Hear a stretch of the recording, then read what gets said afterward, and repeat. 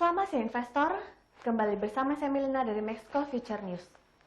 Pada kesempatan kali ini kita akan membahas berita seputar indeks saham, komoditas minyak, dan juga emas.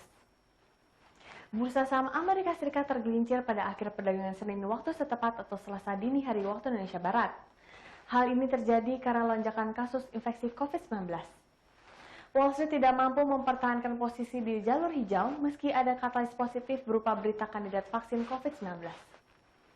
Selasa 1 Desember 2020, indeks Dow Jones Industrial Average turun 271,73 poin atau 0,91% menjadi 29.638,64. Sedangkan S&P 500 turun 16,72 poin atau 0,46% menjadi 3.621,63. Sebanyak 9 dari 11 sektor utama S&P 500 melemah, dengan sektor energi ditutup turun 5,37% memimpin penurunan. Pasangan sektor teknologi naik 0,66% menjadi grup dengan kinerja terbaik. Kemudian indeks komposit Nasdaq turun 7,11 poin atau 0,06% menjadi 12.198,74. Kasus COVID-19 yang menyebar di Amerika Serikat terus menjadi sentimen negatif di pasar. Menurut penghitungan oleh Universitas Johns Hopkins Amerika Serikat, telah melaporkan lebih dari 13,5 juta kasus secara total dengan jumlah kematian akibat penyakit melebihi 267.000.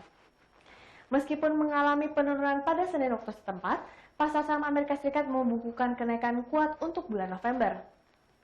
Pada bulan November, Dow Jones melonjak 11,8%, kinerja bulanan terbaik sejak tahun 1987. S&P 500 dan Nasdaq masing-masing naik 10,8% dan 11,8% dan menjadi kenaikan bulanan terbesar sejak bulan April. Di sisi lain, Departemen Perdagangan Amerika Serikat melaporkan bahwa pendapatan pribadi turun 0,7% pada bulan Oktober dibandingkan bulan sebelumnya. Sementara itu, pengeluaran konsumsi pribadi naik 0,5% dibandingkan bulan sebelumnya. Pembayaran pemulihan ekonomi federal melambat karena program bantuan terkait pandemi terus menurun. Tunjangan pengangguran mingguan tambahan, yaitu sebesar $600 dari pemerintah federal, serta beberapa langkah bantuan lain yang disetujui pada akhir Maret, telah berakhir pada Juli 2020. Hal ini terjadi saat Kongres dan Gedung Putih tetap menemui jalan buntu untuk memberikan dukungan fiskal selanjutnya.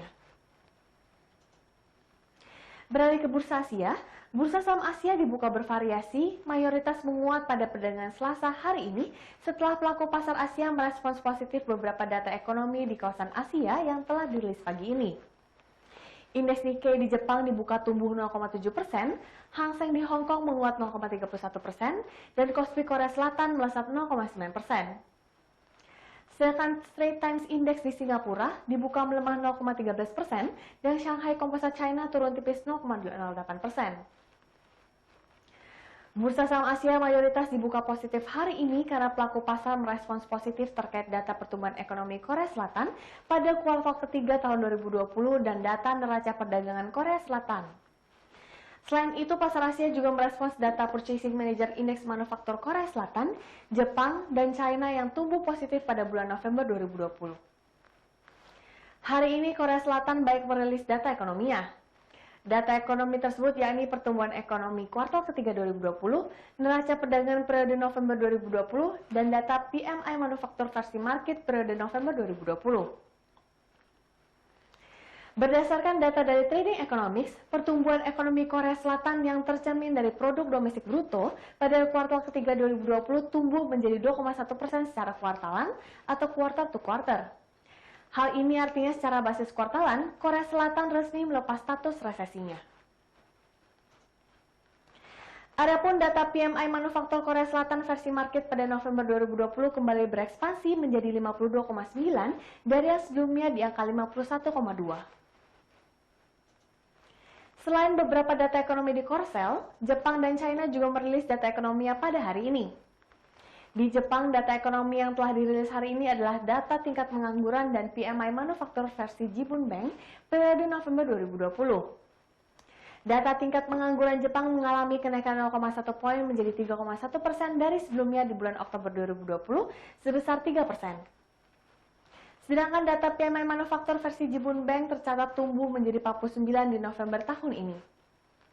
Adapun data ekonomi di China yang telah dirilis hari ini adalah data PMI manufaktur versi Caixin periode November 2020, di mana data PMI China kembali berekspansi menjadi 54,9 atau tumbuh 1,3 poin.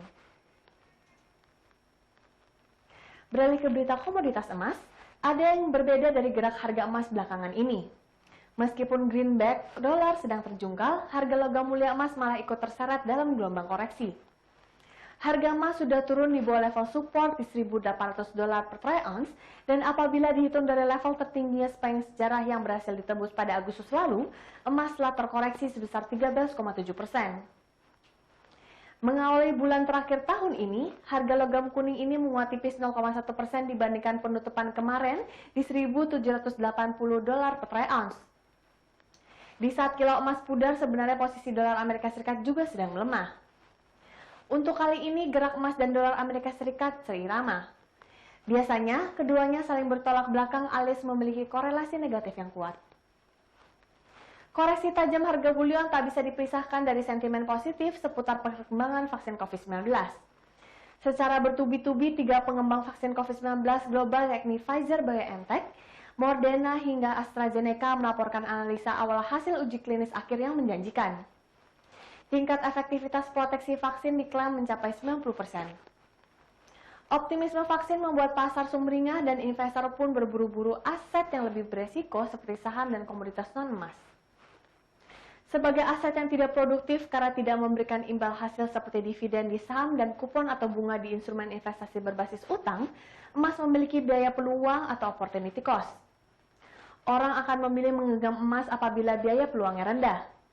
Saat ini suku bunga acuan yang rendah bahkan mencapai zero lower bound di negara-negara maju, serta imbal hasil obligasi pemerintah Amerika Serikat yang berada di teritori negatif membuat biaya peluang memegang aset emas menjadi rendah.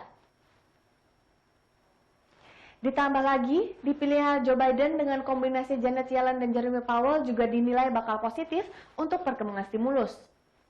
Salah satu tenaga yang mendorong harga emas menguat adalah stimulus. Sedangkan harga minyak untuk hari ini turun tipis karena ketidakpastian tentang apakah produsen minyak utama dunia akan setuju untuk memperpanjang pemotongan produksi dalam pembicaraan minggu ini.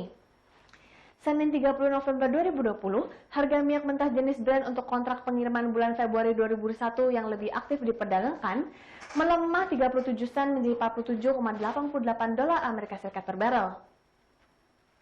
Serupa dengan minyak mentah Brent, harga minyak mentah jenis West Texas Intermediate Amerika Serikat untuk kontrak pengiriman Januari 2021 melemah 0,4% ke level $45,34 Amerika Serikat per barel.